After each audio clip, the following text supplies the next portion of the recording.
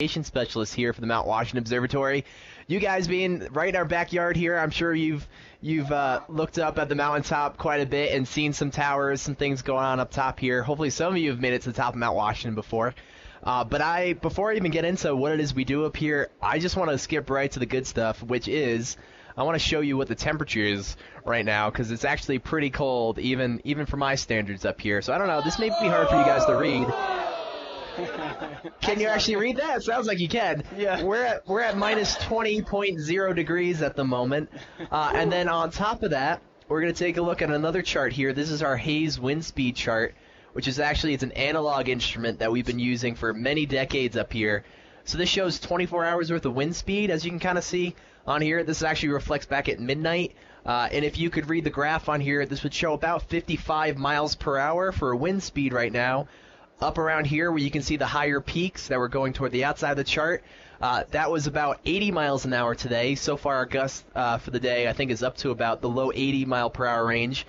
So if you take minus 20 and then you combine that with a 55 mile an hour wind, that makes a current wind chill factor of minus 61 degrees, which is pretty cold. I'm sure you guys are used to some cold air as well. But basically what that translates to is if you're outside and you weren't going to wear a glove, you're going to get frostbite in less than 5 minutes. So even for us out here, we are completely covered up head to toe. In fact, I'm still even wearing my hat inside because it's still a little chilly today. But that's temperature, that's wind speed. I want to show you some other stuff. Actually, no, I'll show you some more stuff in just a second. But pretty much generally speaking, I don't know if you guys actually kind of grasp what it is the main focus of the observatory up here is anyways. Maybe you've heard us on the radio, maybe you've gone to our website before for forecasts, but essentially what we're doing up here is we're a non-profit mountaintop weather station. We've been here since 1932, so now we have 81 years in a row of weather observations. And basically the main goal here is 24 hours a day. There's always someone going outside every single hour of the day. In fact, just to my right here is actually the stairs leading up to our tower and outside, which is where Ted got to go outside and kind of play a little bit in the elements. And basically what we do is we take hourly weather observations. We measure a lot of things like the winds, like the temperature, some other instruments I'll show you here. And we report that both for internal uses, for research and things like that. But then also we report it to the National Weather Service. So that way when you guys are going to say weather.gov or AccuWeather or weather.com or however you get your weather, you're going to find current conditions up here, and it's coming from someone just like myself. And this is kind of a dying breed of weather observing. Most weather stations are automated. There aren't going to be an actual human being who's a weather observer. But that's what makes this kind of unique up here. And basically this place couldn't exist unless there were people up here most of the time. And there is a really good reason for that. I'm actually going to swap over the computer for a second because I want to show you a couple images of what it looks like up here besides just inside. So hold on a second. We're going to freeze and look kind of funny on the camera as I step off the screen. Yeah, there we go. See, there's Ted making a really good face. Pros. That was awesome. So this is a view, especially if any of you guys have been up here before, you've probably seen this. This is kind of the outer edge of the Sherman Adams State Park building up here, which we're housed in. And there's our observation tower. In fact, where Ted got to go to the very top of today. Yeah, I'll show you a video at the end where we climbed up onto that tower where that person is, except the conditions were definitely not like that. Cloudy and super windy and really extreme. It was awesome. Yeah, so, and right now we're still in the clouds, maybe breaking out, but say if it was a clear view, this is what it would actually look like from our office window here looking north, actually not too far from you guys. In fact, probably just a little bit to the west. Bethlehem would probably be in the picture there. So that's what it looks like when it's actually clear. Sometimes we can get great visibilities of about 130 miles or more, but oftentimes this is what it looks like. In fact, about 60% of the time we're stuck in the middle of a cloud, which is fine, but the thing is when we're also below freezing, we start accumulating this stuff, which is called rime ice. So if you guys ever looked up into the mountains, say after a big storm has passed, nice sunny day, maybe you've seen a big white line in the trees, there's all of this stuff that's actually covering all the trees. And basically what you're seeing here is frozen fog. It's just kind of liquid that's coming out of the clouds. And so because of that, all of our stuff gets covered up in it. In fact, this is actually a chimney on the building next to us, though you probably couldn't figure out what that actually was with all that rime ice on there. So because of that, we actually had to come up with a lot of creative ways to get rid of all this ice. And as Ted got to see firsthand earlier, climbing all the way to the top of this tower, most of our wind instruments are up there, so we had to come up with some pretty unique stuff, including, if anyone's ever seen this instrument before, which maybe you haven't, this is a custom instrument that we use to measure our wind. Basically, we took aircraft technology and took how airplanes measure their own airspeed with a pitot tube, and that's how we measure the wind up here. And it's all heated and everything, and that's wonderful. But to show you what this stuff actually looks like in action, in clouds, in Rime Ice formation, pretty much everything's covered up there that you can see, except for maybe the pitot tube portion on the upper left side, the shot there. So obviously it's important for us to be up here, because if we weren't, imagine trying to run this place remotely or have just a bunch of, say, computers running this whole place. That probably wouldn't be possible, especially we'd miss a lot of good data in some really big storms up here, and that's the last thing we want.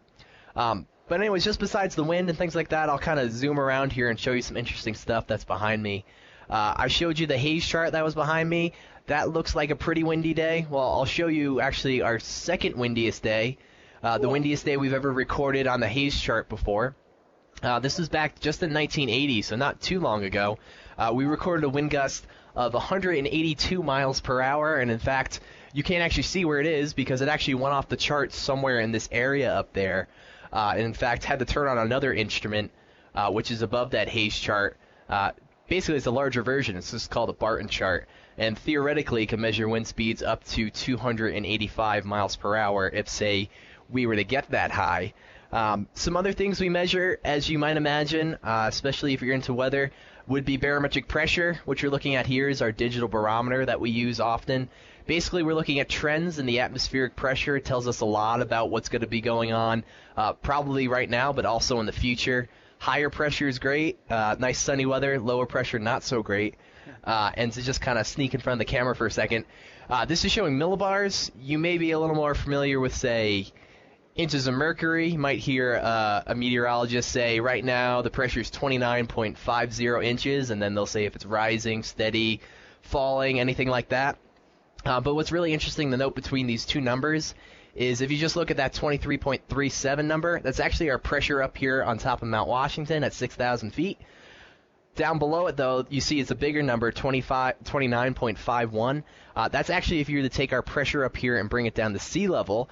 And so you notice that this number is much larger. Well, that's because as you go up in elevation, you actually drop in pressure. So the difference between these two numbers here is about 20%. So we actually we have to breathe a little bit harder up here. Our bodies have to work a little bit harder, unless, of course, you're used to living at this elevation, which after time you kind of get used to. So I don't know if Ted's necessarily acclimated to this weather just yet, but I'm sure if he spent a couple weeks up here, he'd be ready to go and probably ready to run a marathon. But anyways, that's just really a really small chunk of some of the things that go on up here. We do a lot of forecasting. If you've ever been to our site and wanted to know what the weather's going to be like in, say, the White Mountains, especially above 4,000 feet or so, obviously our site's a really great resource for checking out conditions, which can be drastically different from the valley, as we're kind of seeing right now. And then also we do a lot of research up here. And so those are the big things. We take observations, we're forecasting all the time, and we do a lot of research. And then on top of that, also education, kind of like what we're doing here. We get a chance, especially myself, to speak with a lot of different students throughout the country, kind of all over North America. Hi, Miss Leah. Excellent. So as you see, there's a lot of stuff going on here. In fact, even just off screen, we have a lot of visitors staying overnight, which is really exciting, including all of our staff up here. So there's a lot going on, but actually I wanna give Ted a moment to kind of explain some of his experiences so far, his short time up here. We have a question first. Oh yeah. Oh yeah. Is it a lot of fun? Is it a lot of fun? Yeah. Oh, it's been so much fun. You're going to see how fun it is. You're going to see how fun it is in a couple of videos in a little bit. But imagine getting puffed up like a big marshmallow wearing, I think I probably had on 7 or 8 layers of clothing. At one point, my huge puffy jacket got blown off and totally unzipped by the wind. Hopefully you'll see that on the video too. We went out there. There's actually been 10 or 11 people that came up here with us. Folks from Eastern Mountain Sports, folks representing Vasque Footwear, other companies, and some folks from, who else came up here? So from the Mount Washington Observatory, and then this guy Eddie. This is my man Eddie. He came up to visit, and my dad came up here. So here's my dad. Everyone come in here and meet my dad. My dad Jim. Yeah, exactly. So we're having a 40 people here. Okay, that's awesome. Yeah, thanks everyone for showing up. I know I had to dress up like crazy during morning meeting and get everyone psyched about it. I hope family style dinner was great. But I can narrate while the movie's Yeah, you want me to show you that? So I think what we're going to do, if that's all right with you all, is move into some videos, and I'll try and narrate over the sound of some of the wind, which was pretty extreme. So you can hear the difference when the GoPro camera, see if you can figure out which one's me, okay? I challenge you to do that. Challenge accepted. Yeah. No, I'm going to try to reel it. Yeah, there we go. So here we are. We walked out on the observatory deck, and as soon as you get out in front of the tower, where we have winds coming totally unblocked from the west, from hundreds of miles, I'd assume, right? Thousands, actually. Thousands of miles. Yeah. And now this is the wind coming from the west, and we can literally lean into it. And hopefully you can see. Oh yeah, there's me. I brought up a banana suit. Thank you, Mosses. I told you I might have a costume or two with me. So obviously the wind's wicked, super loud and really strong up there. Look in the background. That's not my camera angle. That's my dad in the yellow. He's trying to lean into the wind. We're all totally masked out. We have goggles, literally zero skin that is exposed because we get frostbite super fast. And so in a little bit here, you'll stop seeing all the selfie video shots of me. But we'll skip a little bit further ahead and watch all of us trying like Frankenstein monsters across the banana costume. It shows the wind. It's actually a scientific costume.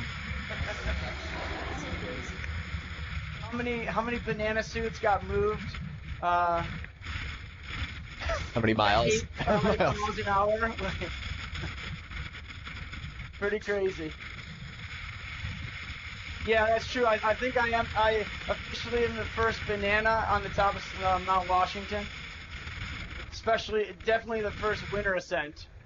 High fives, sure, take it all the way. Trying to read the GoPro camera because everything gets covered in dry mics. Yeah, look at that. So there's Ben trying to just walk forward. This is pretty funny to fast forward. Yeah, it's pretty awesome. So I'm just leaning back into the wind, and here you go. Look at this. Woo, banana. So I was trying to get a little bit more, hold the banana out, catch some more wind, like I'm sailing my ship across the. Super fun, and then you can see the tower right there on the left background. So we've been up there in the summertime, right by that box. I don't know if Rob's out there, but right by that box is the X for the geocache on video. The geocache Rob was telling me about. So that's the webcam that shows from the observatory deck. Cool. We're going to show one more video. This is us climbing up the tower and getting on top. We're in that really nice photo with the blue skies. That guy was pointing to the west. This is what it looked like for us today. Climbing up the dark tower cave. We'll come out a hole here in a second. There was rime ice on the camera lens, so it was a little foggy, but you can definitely see what's going on. Yeah, so basically what Ted's doing right now is what we need to do every single hour when we de-ice. We go up approximately 3 flights of spiral staircases, up steel ladders, all the way to the very top. Pretty much the highest you can climb on top of Mount Washington, and easily the most exposed part. So right here, you're looking at the very top where that picture of all the instruments were. And you'll see in just a bit, Ted's actually going to climb up there and keep a really close eye on what happens to his jacket when he attempts to get up right here. Because it's kind of like the hand of God actually opening up the jacket, and he almost loses it right off the bat. I had to call Patagonia about that. Well, product tested fast. Okay, I'm coming up. There we go. All right, Crawley. Oh. Uh-oh. Jacket totally blown off, unzipped. I'm gonna grab the camera here in a second and give the view of what we had. So there's my jacket totally unzipped. I had to hold on to it. And now, Can you show us that again? Yeah, do a replay. A replay? Oh, yeah. Back up This is to where- the right before it opened. yeah. So that was our view. We could see about a couple hundred feet.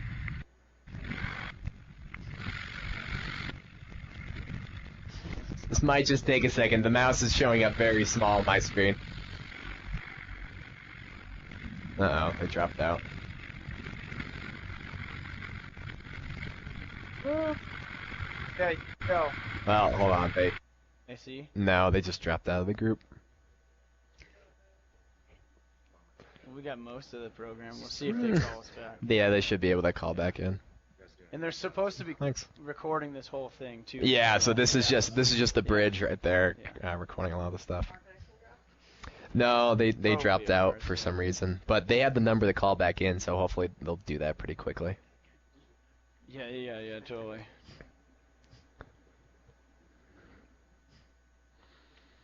We're back. There we go. Okay.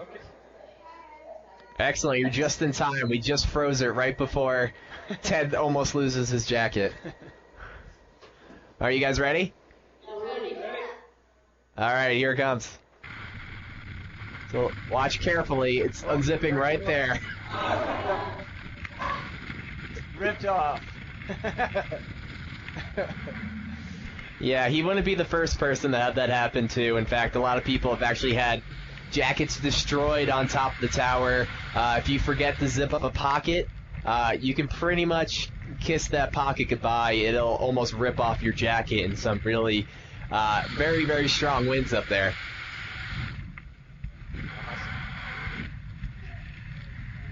Well, so that's the end of that one. I took a bunch of footage, and I still got to go through it, but found those 2 videos for you all to check out for tonight. I'm gonna bring some other photos and some videos back to you all. I don't know, whenever I get a chance to edit it, but maybe I'll do a morning meeting announcement for you all.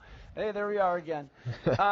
So one of the things that I wanted to do was just offer some time, some space. If anyone had any questions, any like legit weather questions or silly questions or anything about my experience. So feel free, if you got something, come on in front of the camera. If somebody has a question, come over and stand right here and ask Ted a question. Come on through. Hey, Ted. Josh, how's it going, Josh? Pretty good. So I have some questions from biology because this is like a makeup thing. Give us some homework. Someone give me extra credit for coming to the thing tonight. Yeah. What's the average temperature up there in winter? In wintertime? I don't know. Average in winter? Oh, I'm going to look off to the staff meteorologists here who are actually just off screen. Oh, everyone's kind of disappeared. Well, I can tell you our year-round average is actually below freezing up here, and so actually because of that, there's technically some permafrost. Our year-round average, I'm trying to think off the top of my head. I always get this number wrong, and I don't want to give you the wrong. Yeah, so basically, I won't give you to the tenths, but it's 27 degrees is our year-round average temperature. Okay. Yeah, so not for the winter, but think about that. Over the whole entire year, when it's nice and sunny and warm up here, having highs in 70, 71. Yeah, maybe to put things in perspective, our daily average temperature for this time of the year is now we're looking, I believe, in say about the lower teens. So like 12 degrees is about our daily average temperature for this time of the year. And by the time we get into the colder months, like say January or February, we're looking at daily average temperatures that are actually about single digits. So imagine that's an average. So either side of that can get very cold. In fact, our record low temperature here is actually all-time minus 47. That's our record. I have not seen anything close to that, and now my third winter up here saw negative 35 last year. But that's it. And I suppose that's good enough. Pretty good. Yeah, and that's without a wind chill. All right, I have just one more question. Okay. How do you deal with the leftover food up there? How do we deal with it? That's I don't really know what you're talking about. Like you mean? Oh. There is no leftover That's not an issue up here. So Josh spends the fall working with the Farm and Forest program, and they do a lot of composting. Our school does composting with all of our foods after meals and stuff. And so I'm assuming maybe that's where the root of it came from, Josh. Is that right? Yeah. Yeah. Well, as you can imagine, especially since I never really explained the fact that the observers up here, we're up here for 8 days at a time. We live here as well when we're up here for those 8 days. And in fact, just below the floor below me is actually where the living room, the dining room, our bunk rooms are. And we have a full stock kitchen. We have a lot of non-perishable food that we buy in bulk. And then pretty much what we do is each week we kind of take turns before coming up for the shift. And we'll go to, say, like Hannaford's or something, and we'll buy all the fresh food for that week. So generally speaking, we're pretty good at it by now. There isn't too much left over. And anything left over, we just save for the other shift, and hopefully they eat it. But sadly, as you can imagine, logistics up here, especially composting, which is pretty much impossible to do. They tried down at Lakes of the Clouds hut for most of the summer anyways, but that's a pretty short season down there. So unfortunately, not really an option for us. Okay, cool. Have another question? Thanks, Josh. Yeah, thanks. Hey, Ted. Hey, Aaron. How's it going? Good. So I've heard that like Mount Washington is home to like some of the most severe weather, and I was wondering what makes it be able to be the most severe like around here. Sure, yeah, that's a good question. I mean, basically, so there are a few different variables that go into that. So Ted had kind of mentioned, like, when they're on the deck up there, they're standing on the deck and basically looking out across the horizon. There is not another mountain that's taller than us out to the west until you get to about South Dakota or so. So there's more than 1,000 miles you can travel, or at least the wind can travel, where it's going to travel completely uninterrupted. So already we're going to have much higher winds than the valley. So that's going to give us really high winds here. Our elevation is really interesting because we're not by any means the tallest mountain in the world. Mount Everest, much taller, more than 29,000 feet. But what's really interesting is here at about 6,000 feet, there's the top of 6,000, and then there's kind of an imaginary ceiling that's above that it's the tropopause. It's the upper level of our atmosphere that we're in, the troposphere. And that could be anywhere, say, it could be somewhere, say, like around 30,000 feet. So there's actually this really small little area now that wind has to travel through between 6,000 feet and, say, 30. And it's kind of the same idea as if you put your thumb over a garden hose, the water's going to accelerate out. Well, air pretty much acts the same way. So right away we're going to have some really strong and really accelerated wind speeds up here. Pretty much there's nothing else to block it. So that's already going to give us some severe winds. On top of that, kind of where we are geographically, I mean, think about New England and New England weather. It's changing all the time. That's because any time out of the year we can have really warm influences from, say, the tropics. Like, we're going to get all this moisture from a big nor'easter this weekend. All that's going to come up from the Gulf of Mexico. But it's also going to meet really, really cold air. In fact, a lot of it that's already here right now. And when these things combined, basically it's like the perfect fuel for a huge storm. And where we are throughout the country right now, I mean, basically if you look at a map of all the in fact, actually, I think I have an image of this, but excuse me a second.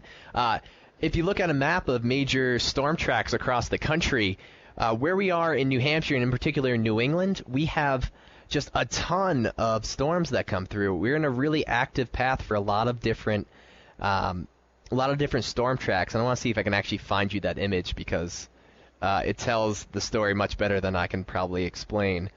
Oh, that's a shame. I can't find it off the top of my head. But anyways, It's that typical New England weather. We get a ton of weather up here. We got that the high winds. And then on top of that, at 6,000 feet, it's already going to be a lot colder up here too. So every 1,000 feet, you're going to lose about between 2 and 5 degrees up here. I mean, you can already see how much colder it is down by you guys. But who knows? Maybe they'll actually even out. I know tonight down the valley, I think you guys can see, if I'm not mistaken, about -10. That's tonight, right?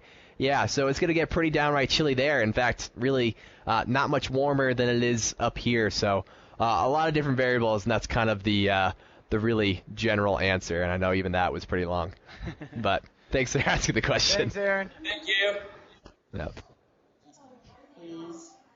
No. Oh, here comes Carl with a question. All right, Carl. Hey. Hey, Carl.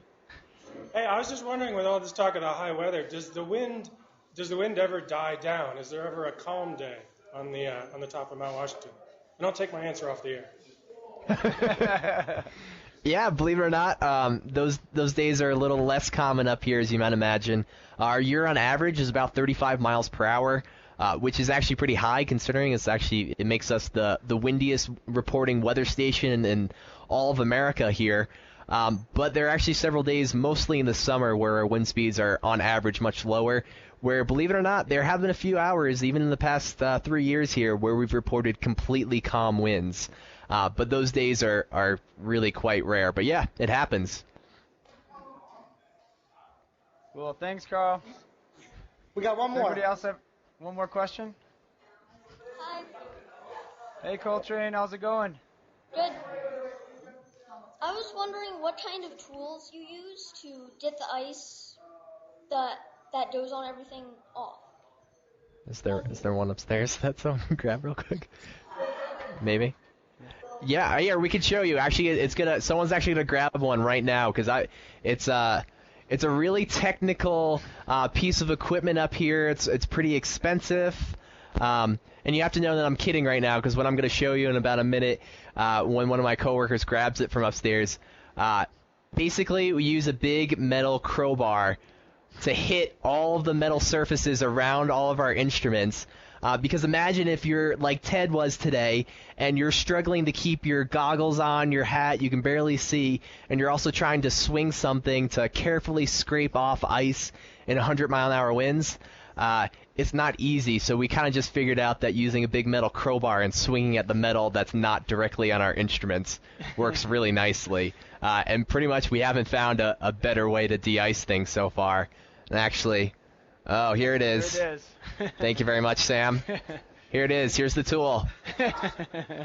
Really, yeah, very scientific, very technical, very expensive, and also very cold right now, so I'm not going to keep holding this because it's a little bit frozen. We can ask Bill in the maintenance crew if they have any special de-icing tools back at campus. Well, cool. Is there any last questions? Hey, one more question from this end. I have one more question. What do you do to keep the camera from blowing away from the videos? Oh, what did you do? Yeah, what did you do today? Oh, when I was filming, you mean? Yeah.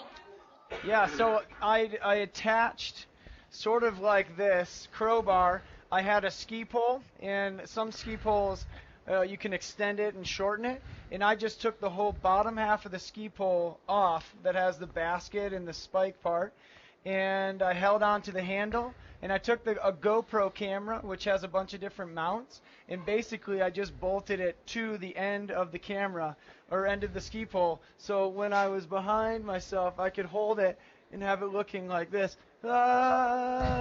Usually like that, except I don't have the banana suit on, obviously, so you probably don't know who was in that shot. But so here I have, so this is it, just having a little bit of a pole that could get the camera away from me, and I could show other people, or film other people as well. It is really cold. Yeah, that is really cold. That's Sub-zero. Hi, Becky. Hi. Hey, I have a question. The Weather Observatory is a pretty amazing job. Can you hear me still? Yeah, go ahead.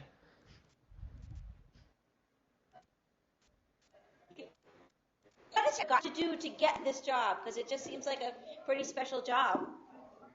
Yeah, that's a good question. It's a good question. We get that quite a bit because when we finally get around to explaining all the really unique skills that kind of go into the lifestyle, the science, all the above, a lot of us kind of come from fairly similar backgrounds. Myself personally, a little more of a atypical route. Actually, I went to the University of New Hampshire. I studied environmental conservation and education. And I started working with the Appalachian Mountain Club. In fact, I was working a lot of the backcountry huts. But I grew up with like a huge fascination for weather. Just loved thunderstorms. Was always one of those kids that was like very, very apt to be on the computer and be like, all right, how much snow? I want to know to like the 1/10 of an inch. What are we gonna get for a snowstorm? And things like that. And so basically, I had a chance to do an internship up here. And did, I guess, a good enough job so that when I applied for a full-time job up here to also teach and do distance learning programs, since that's a little bit more of my background, I was able to fulfill the role up here. But for a lot of people, and I'll kind of speak on their behalf, we have a lot of meteorologists. I mean, people who are going to school for 4 years. A lot of different schools we represent here, like Penn State, SUNY Oswego, Rutgers, a lot of different schools. A lot of people are actually just meteorologists. They study all the physics behind atmospheric science, and usually kind of like me are a little bit of a weather nerd, because this is like the ultimate place to really not only just study and kind of observe weather